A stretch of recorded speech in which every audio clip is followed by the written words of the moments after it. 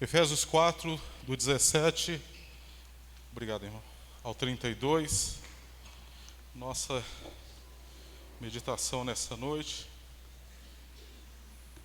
Efésios capítulo 4, do versículo 17 ao 32.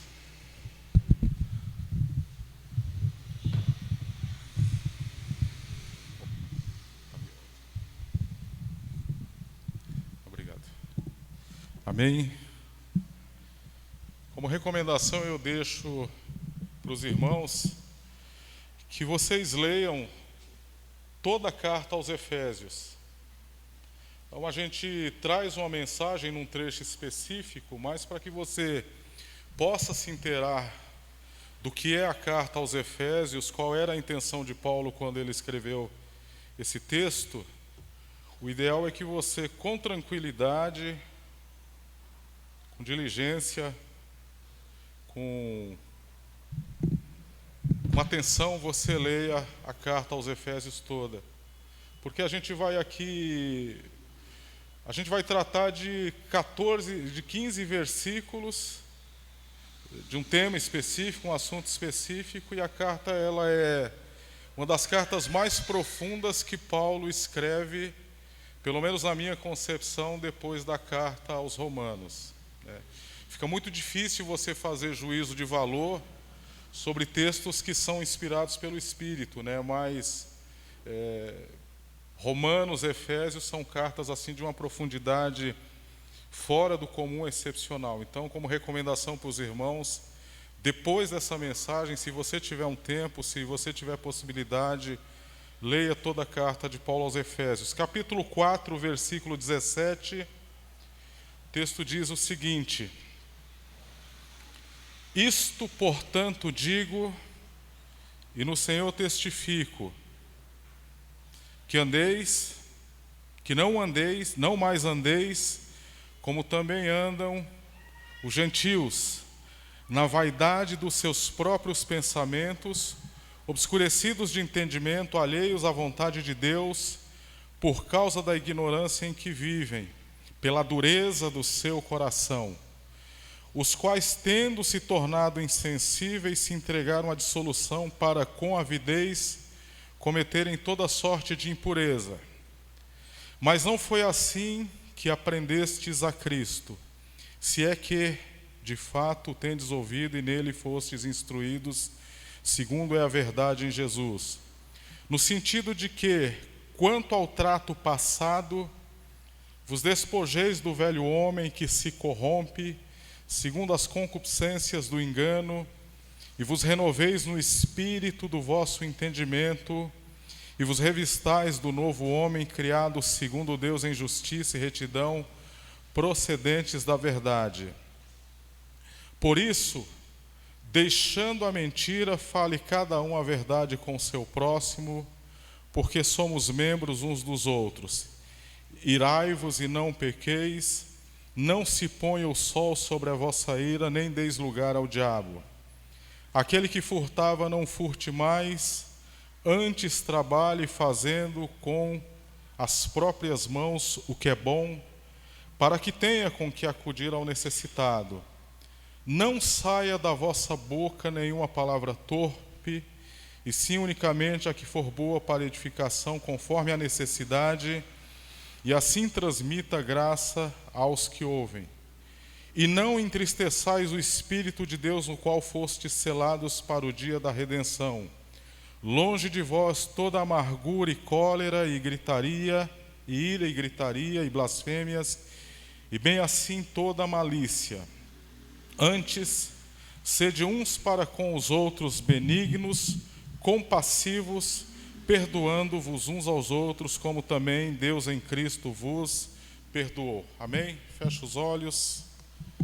Vamos orar. Pai bendito, graças te damos, Senhor, por esse culto, por essa igreja reunida, e pedimos que nessa noite o Senhor venha nos abençoar.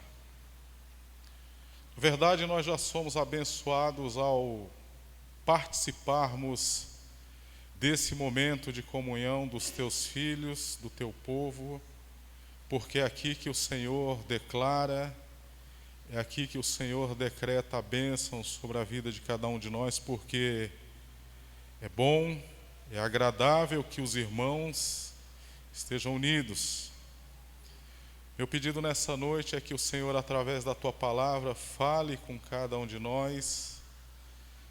Pedir que o Senhor trabalhe na nossa mente, na nossa consciência, no nosso coração, para que a gente não só entenda, para que a gente não somente absorva o Teu ensinamento, mas para que esse ensinamento ele se torne vivo, eficaz, dinâmico na vida de cada um de nós. Oro, ó Deus, por toda essa igreja, oro por todos os meus irmãos e irmãs, oro, ó Deus, por nossa liderança e peço, ó Deus, que o Senhor nos abençoe grandemente, em nome de Jesus. Amém. O apóstolo Paulo fundou a igreja de Éfeso, em sua segunda viagem missionária, capítulo 19 do livro de Atos, conforme o reverendo Antônio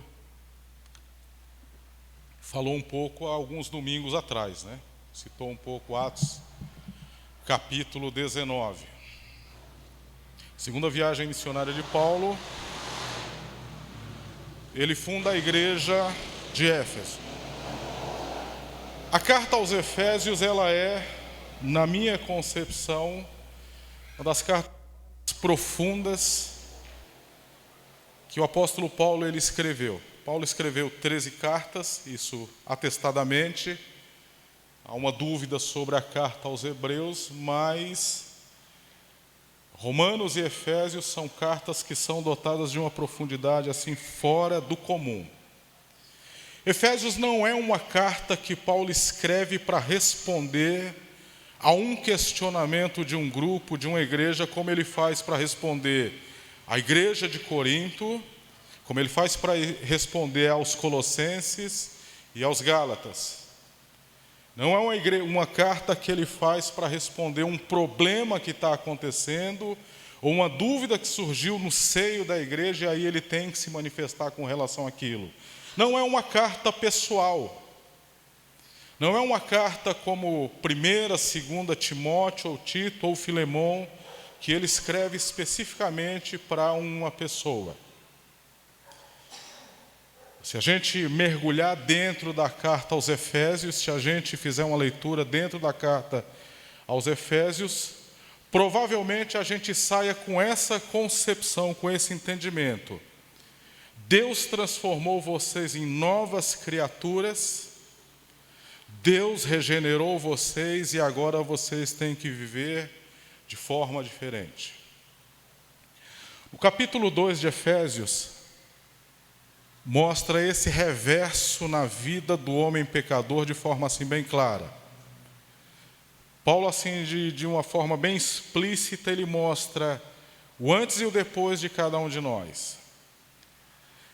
Ele diz que nesse processo de transformação de cada um de nós, que Cristo, que o Senhor, ele nos tira da perdição.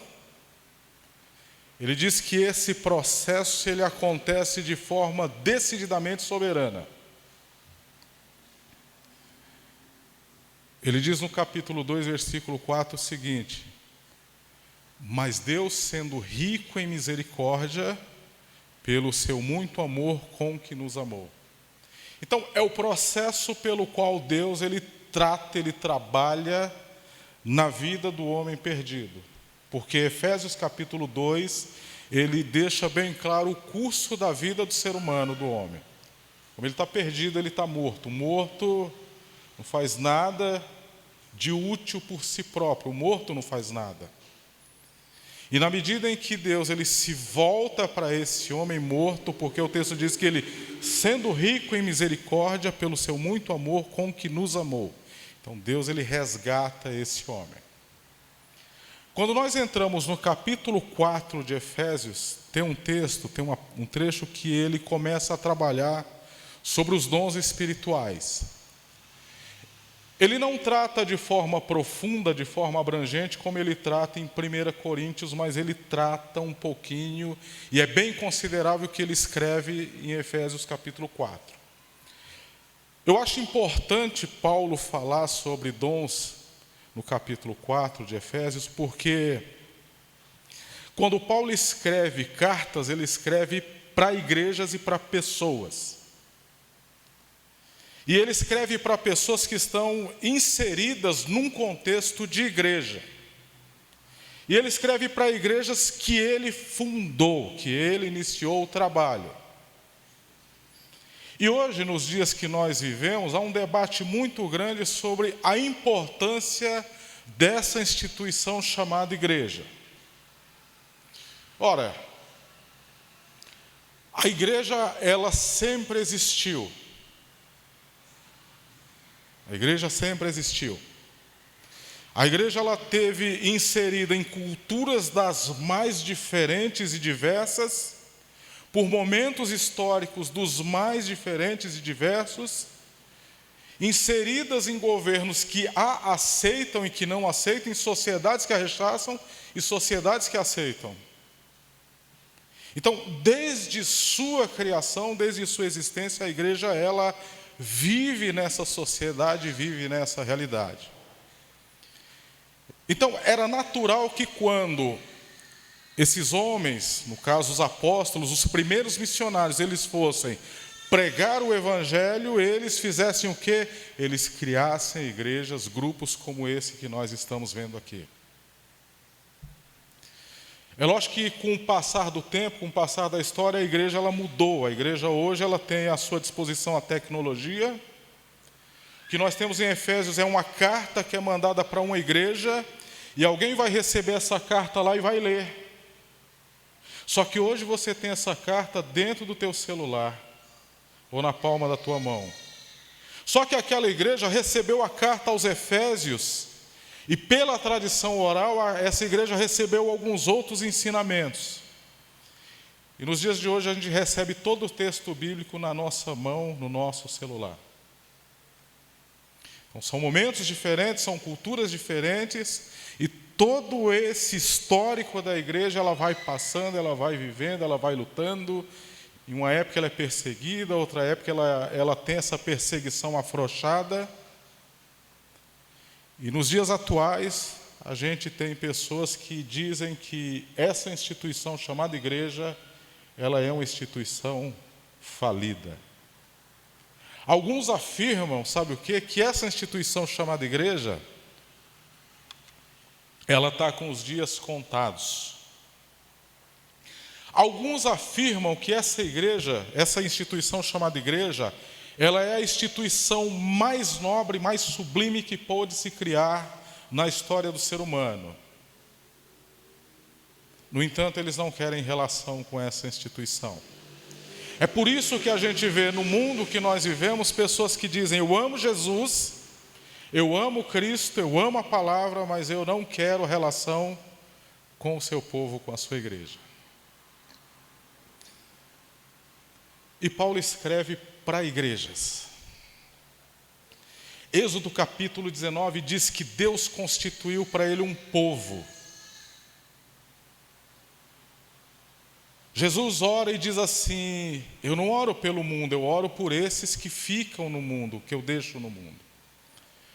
Ou seja, Deus tem uma igreja, Deus tem um povo, Deus tem cada um de nós. Qual é a minha intenção nessa noite, lendo Efésios capítulo 4, do versículo 17 até o 32?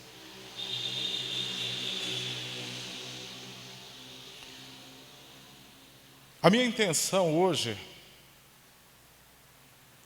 é olhar para esse texto e refletir sobre a importância desse organismo chamado igreja nas nossas vidas.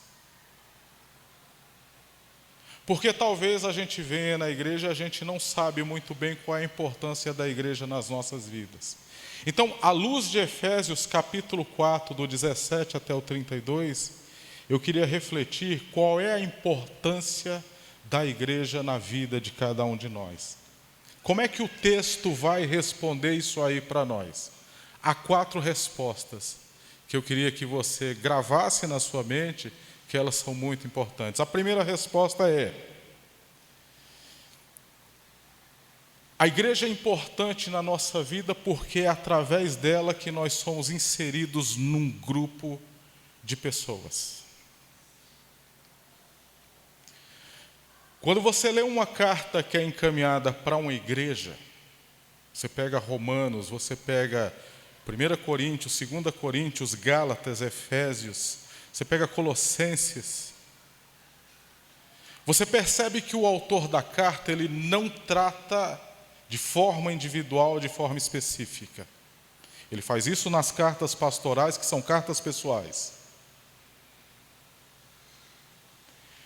Efésios capítulo 1, Paulo diz assim, olha: Paulo, apóstolo de Cristo Jesus pela vontade de Deus, aos santos que estão em Éfeso e fiéis em Cristo.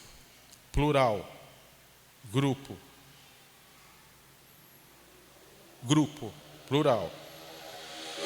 Aos santos que estão em Éfeso e fiéis em Cristo Jesus.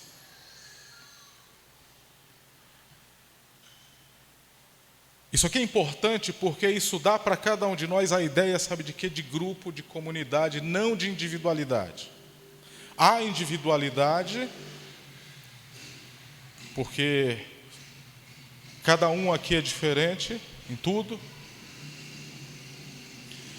Mas Paulo, ele trata na carta, ele trata com cada um de nós sobre essa ideia de comunidade, essa ideia de grupo, essa ideia de igreja, essa ideia, sabe de quê? De comunidade.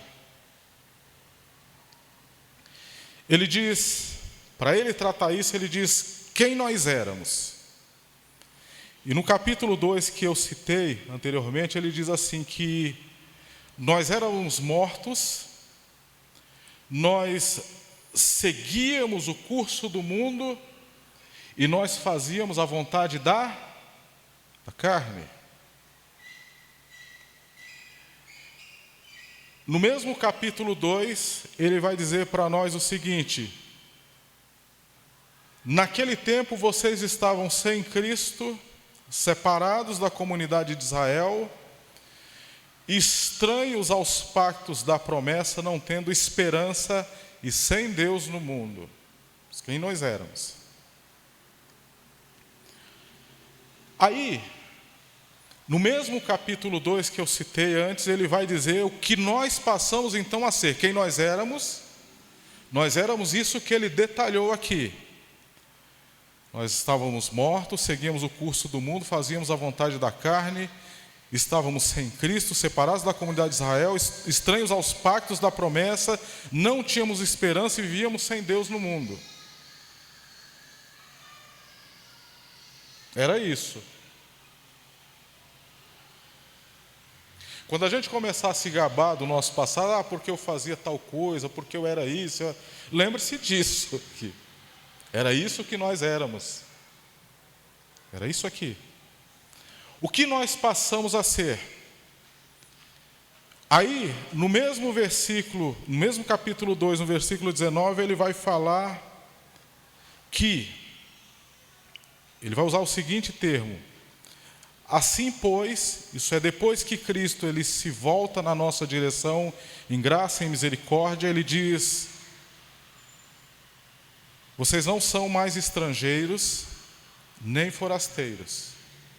Um estrangeiro, um forasteiro é aquele que não tem casa, não tem domicílio, não tem lugar nenhum. Antes vocês são concidadãos dos céus e agora, membros da família de Deus. Então percebam vocês que no primeiro momento ele diz que nós estamos no mundo sem esperança, sem Deus. Nós estamos longe da comunidade de Israel e ele diz que agora nós somos o quê? Membros da família de Deus, concidadãos dos céus. E ele diz claramente no capítulo 2 como é que deu esse processo. E ele vai dizer: Deus, sendo rico em misericórdia pelo seu muito amor com que nos amou, ou seja, o que Deus fez, E estando nós ainda mortos em nossos delitos, nos vivificou juntamente com Cristo. Pela graça sois salvos. O que eu era, o que eu passei a ser e qual foi o mecanismo que regeu esse processo. E esse processo, ele muda a minha existência, e depois que ele muda a minha existência, o apóstolo diz que ele me faz pertencer à família de Deus, porque ele diz, você agora é membro da família de Deus. Você não é mais alheio. E uma dessas mudanças é que, sendo membro da família de Deus, você é inserido num grupo como esse aqui.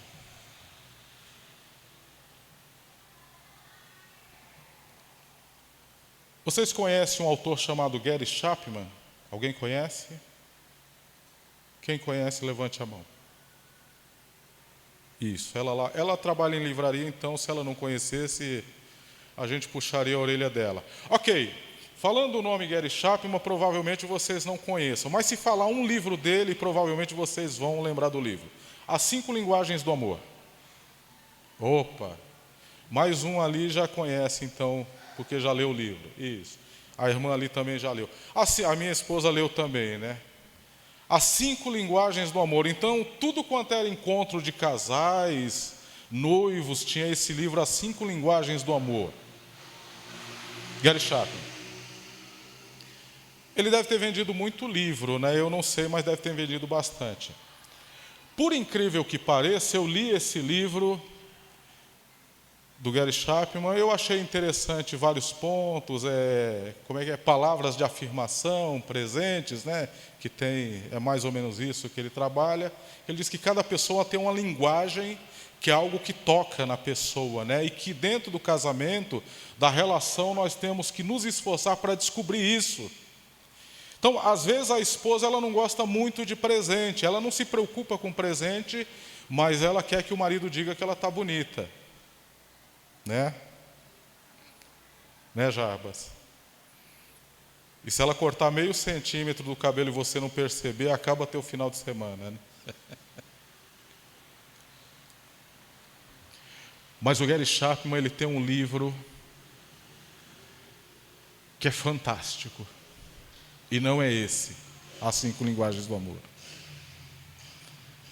Ele tem um livro que chama-se O que não te disseram sobre casamento, mas você precisa saber. Eu vou dizer uma coisa para vocês. Todo rapaz, toda moça em igreja que tem vontade, que quer casar, que está se preparando para o casamento, tem que ler esse livro. O que não te disseram sobre casamento e você precisa saber. Porque casar é muito bonito, né? Tem a festa, tem os padrinhos, tem aquele bolo gostoso, bem feito, tem a música, tem todo o glamour. Mas vem o dia seguinte, vem os anos. E aí o Gary Chapman ele diz o seguinte, que você vai casar, e como é que vocês vão administrar o dinheiro dentro do casamento, você e a sua esposa?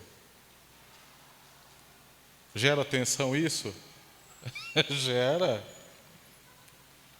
Vocês vão casar, o casamento vai ser a coisa mais linda do mundo, a festa mais linda da cidade. E como é que vai ficar a arrumação da casa? Vocês vão casar? Sim, a festa vai ser divina. Divina.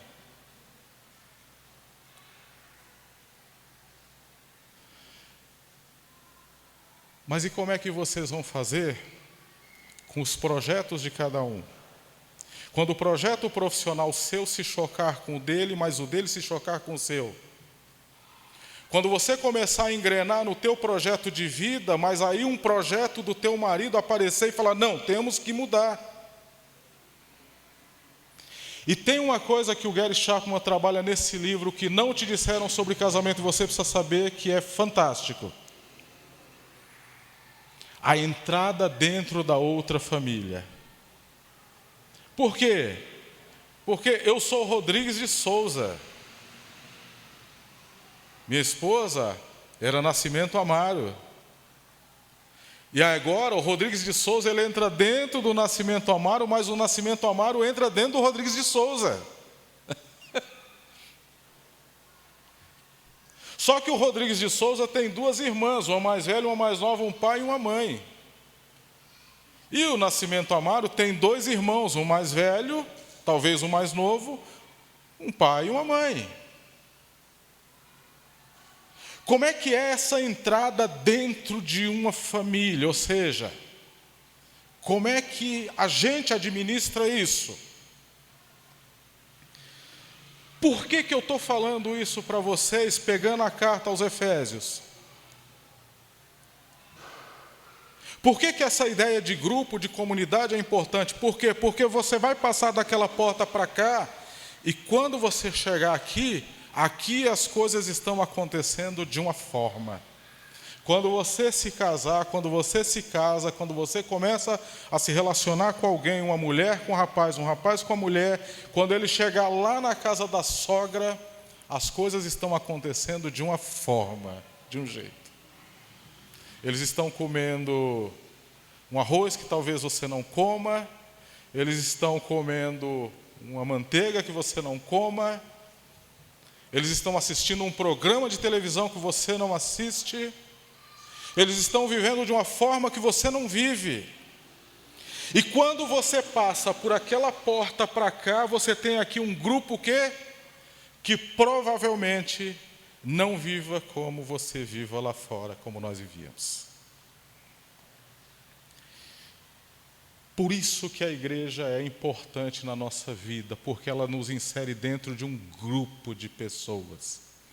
E aí aqui dentro você vai saber quem é o grupo, quais são os costumes desse grupo, qual é a cosmovisão desse grupo, a visão de mundo desse grupo.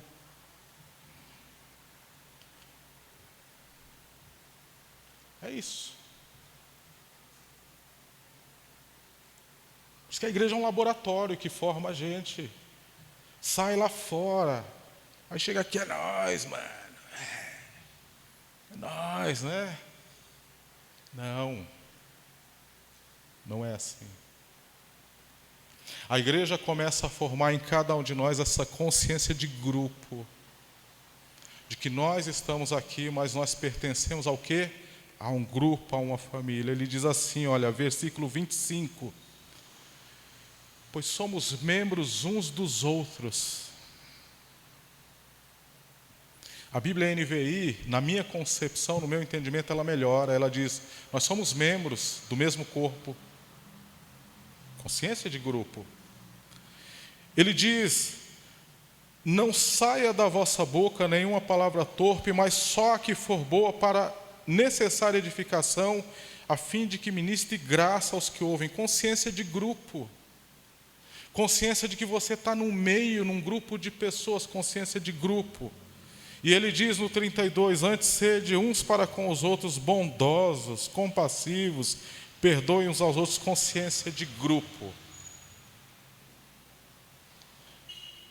Por que a igreja é importante na nossa vida? Primeiro, ela forma na nossa mente a consciência de grupo, de comunidade.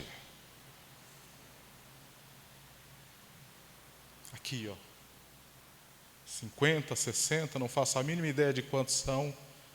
É um grupo. Segunda resposta. Por que a igreja é importante? Porque essa igreja aqui, ela nos oferece o ensino que nos molda. Quando a gente recebe a Jesus, a gente vem com a mentalidade que, meu Deus do céu, eu vou contar para vocês 3 histórias. Tem um pastor amigo meu que ele era de Goiás, lá no interior de Goiás.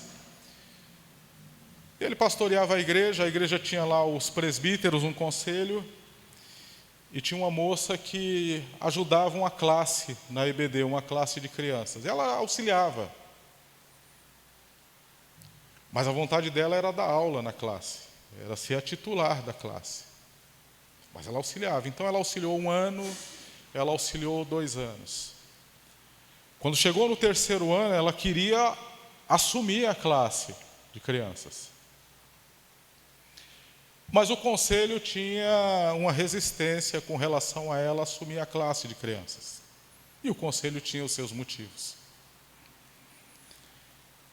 E aí, antes deles realizarem uma assembleia em que isso seria notificado à igreja, o conselho chamou ela e falou: olha, a nossa recomendação é que você aguarde mais um ano,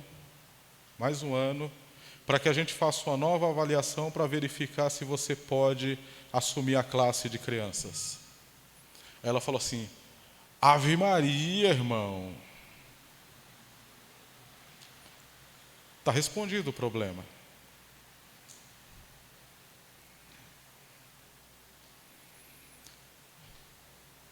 Eu fui ordenado presbítero em 2002, de 2001 a 2007 eu liderei uma igreja, eu tomei conta de uma igreja, respondi espiritualmente, administrativamente. Em 2012 eu fui para o seminário, estudei 4 anos, 2012 até 2015. Eu sempre digitei, gravei e guardei as mensagens que eu preguei durante todos os tempos que eu estive num púlpito. Sempre. Rabiscada ou digitada, sempre. Quando eu cheguei no meu 2º ano de seminário, eu peguei minhas mensagens, as anteriores, e eu falei assim: eu vou fazer aqui um pente fino. E eu olhava para elas e eu falava assim: como eu pude pregar um negócio desse?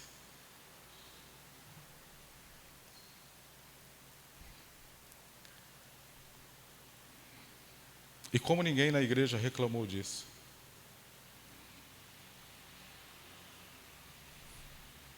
E a outra é de um rapaz que ele dizia, ele se converteu e falou: se for para falar de Jesus, pode vir qualquer um, pode vir o macumbeiro, o espírita, o testemunho de Jeová. Quando nós nos convertemos, quando Jesus nos regenera, esse processo ele não é um processo instantâneo, não é um... Começa-se um processo, sabe de quê? De tirar coisas daqui de dentro e colocar outras. Sabe? De tirar coisas que estão dentro, arraigadas na tua cabeça e são coisas erradas, e colocar outras coisas. É como pegar uma garrafa suja, de água suja, e colocar debaixo de uma torneira, abrir a torneira e deixar que aquela água limpa, ela vá jogando a água suja para fora. Sabe? Quando Jesus nos resgata e que a gente entra por esse lugar aqui a primeira vez, é esse processo que ele começa.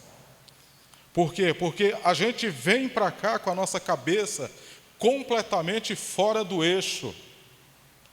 Sobre dinheiro, sobre casamento, sobre relacionamento, sobre sexualidade, sobre educação de filhos, sobre vida profissional, sobre amizades, sobre práticas e costumes, sobre tudo. Tudo. E quando a gente chega aqui, o ensino de Cristo, ele começa o quê? Ele começa a remodelar. Ele começa a mexer com a nossa cabeça e começa a mudar as coisas. Algumas coisas mudam e é muito fácil, algumas você sofre demais. Jesus diz, Mateus capítulo 11, 29, aprendei de mim. Paulo diz, Romanos capítulo 12, versículo 1, renovai-vos na vossa mente, transformai-vos pela renovação da vossa mente.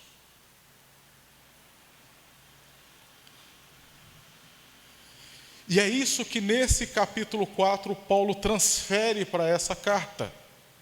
Ele diz no versículo 20, mas vós não aprendestes assim a Cristo. Ele está dizendo de onde provém o quê? O ensino para nós. E a carta de Paulo a carta de Paulo aos Efésios, sendo uma carta que foca o que nós éramos, o que nós somos agora, e o mecanismo que regeu tudo isso, o que ele está querendo dizer para nós é o quê? Rompam com esse velho homem, e vivam essa nova vida de vocês em Cristo Jesus.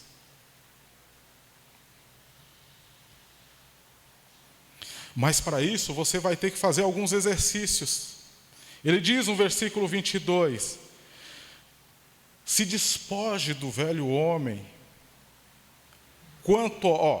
versículo 22, despojar-vos quanto ao procedimento anterior do velho homem. O velho homem é pecador, ele é afastado de Deus, é morto.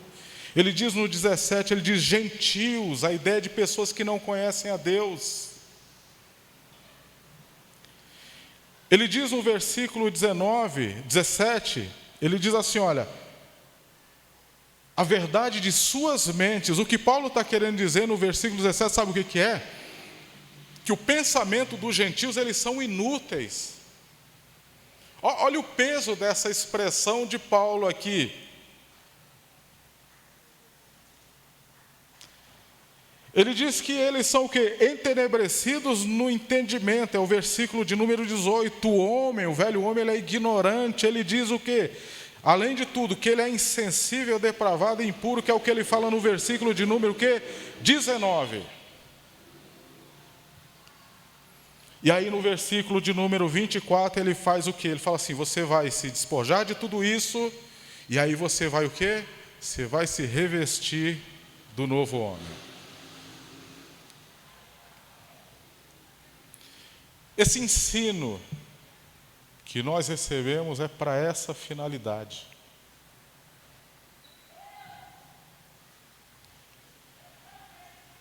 É para reconstruir essa imagem que foi perdida. Terceiro, por que que esse organismo chamado igreja é importante? Porque esse organismo chamado igreja, ele cobra de nós um modelo de conduta.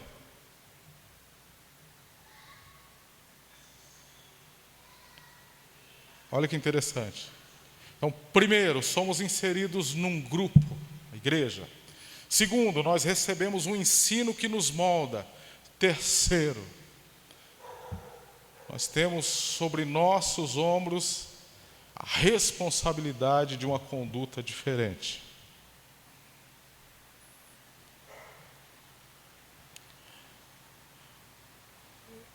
Eu entendo que ele diz que nós precisamos ter disciplina na nossa vida. Ser disciplinado não é só tomar puxão de orelha de vez em quando. Ser disciplinado é ter ordem, é ter organização para as coisas, é ter um modelo de vida que condiz com aquilo que nós dizemos que somos.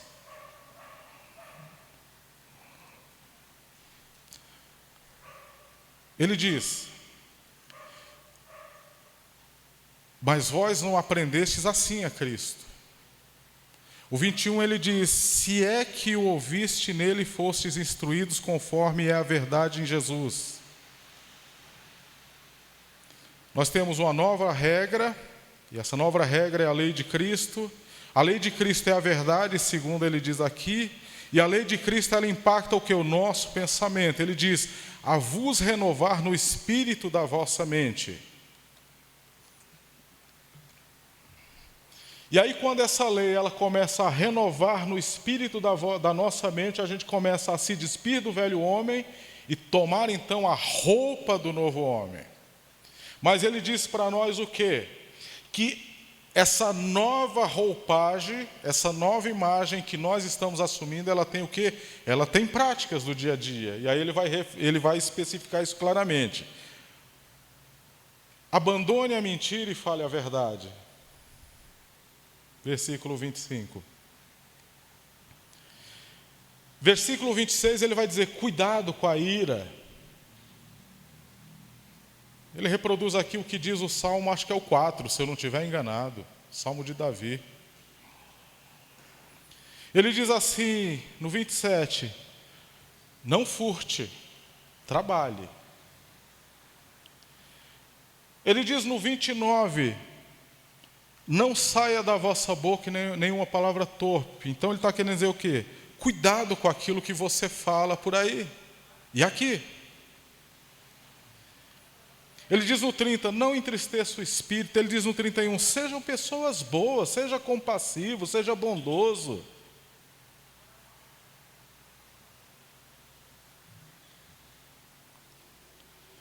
Nós somos inseridos num grupo, o ensino nos molda e há um modelo de vida que a gente deve seguir. Está muito claro em Efésios.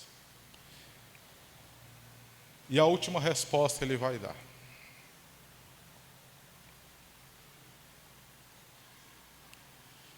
Por que essa igreja ela é importante na vida de cada um de nós? Porque é nela que nós contamos com o verdadeiro apoio.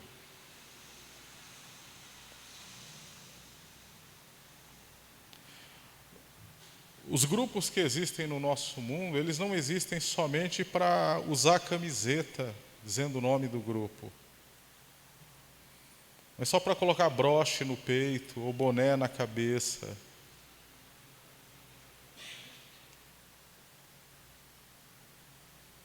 Eu trabalho na área de engenharia. E vocês sabem que na engenharia há muito maçom. Na engenharia há muito maçom. Na engenharia, na arquitetura, há em tudo quanto é segmento da nossa sociedade. Mas na engenharia, na arquitetura, há bastante, há muito.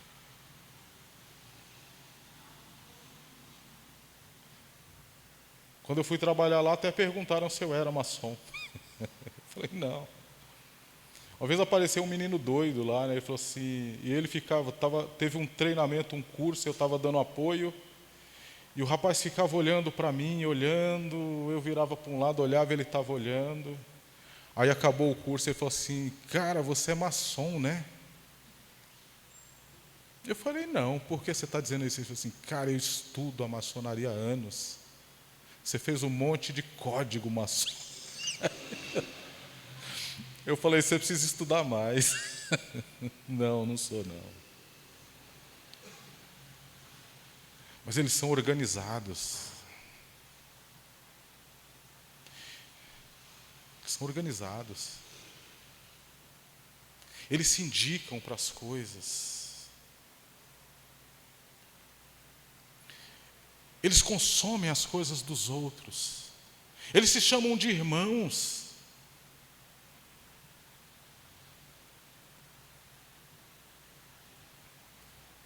Se eles arquitetam a favor da entidade, sim.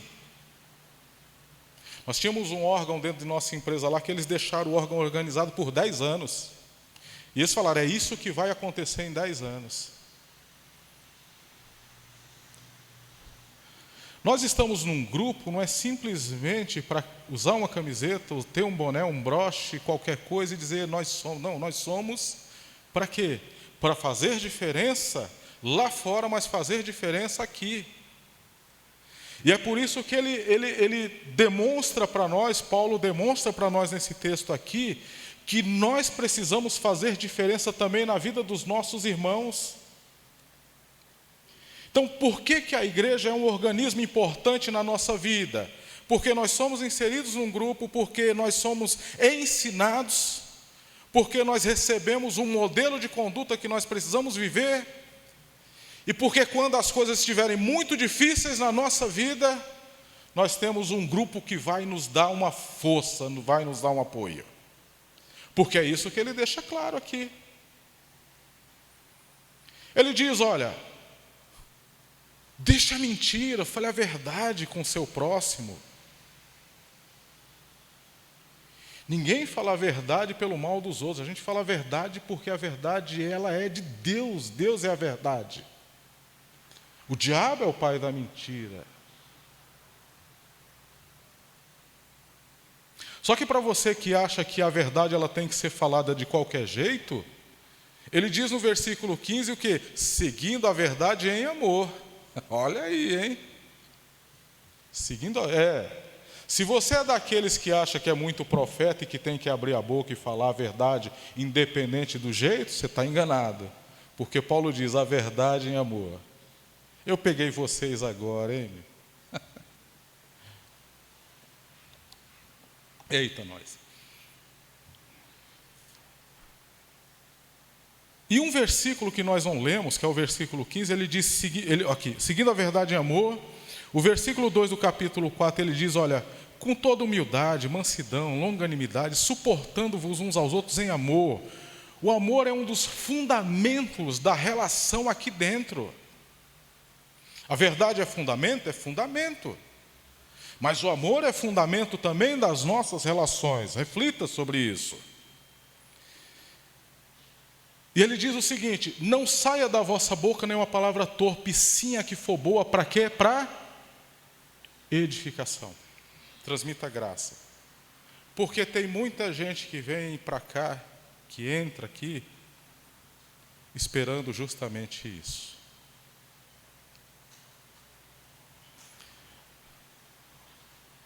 Não saia da vossa boca nenhuma palavra torpe, mas só a que for boa para edificação. Aquela Bíblia viva, que é paráfrase, ela fala boca suja, não seja boca suja.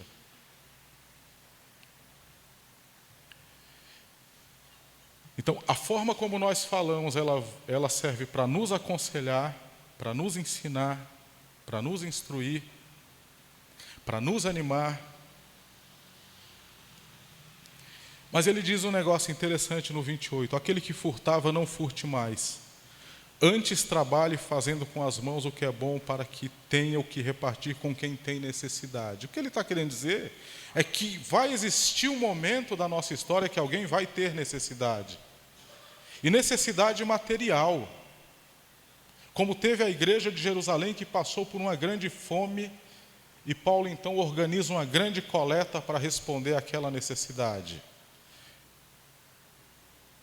Mas ele diz, olha, sede antes bondosos uns para com os outros, benignos, demonstre virtude, seja agradável, seja gentil. Ele diz também, olha, 32, seja compassivo. Ter compaixão é sofrer junto com alguém, é se importar com o sofrimento alheio. É isso. Por que a igreja é importante na nossa vida?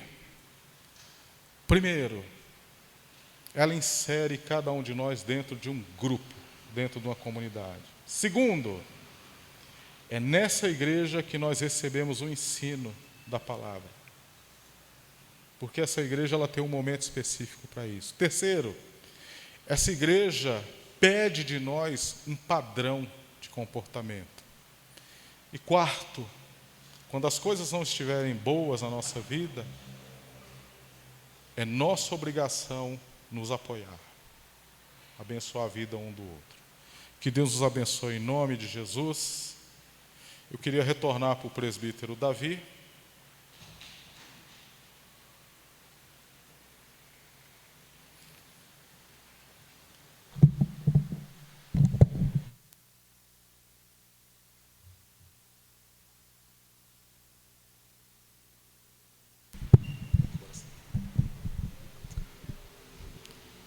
Nesse momento nós vamos passar o momento da Santa Ceia. Eu convido o pastor Antônio para que venha administrar esse momento.